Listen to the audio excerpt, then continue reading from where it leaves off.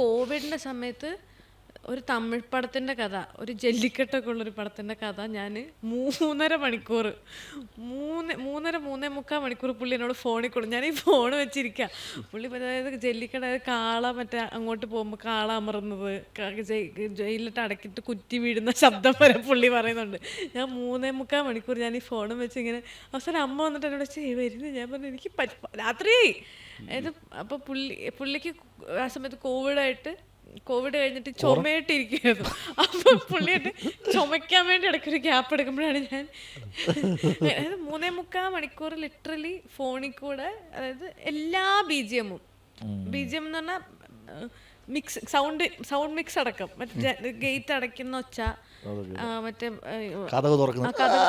അതെല്ലാം ഇട്ട് പുള്ളി കഥ പറഞ്ഞു 3.25 മണിക്കൂർ. ഇന്റർവെൽ കപ്പൽ പോകും അല്പസമയ ഇടവേള.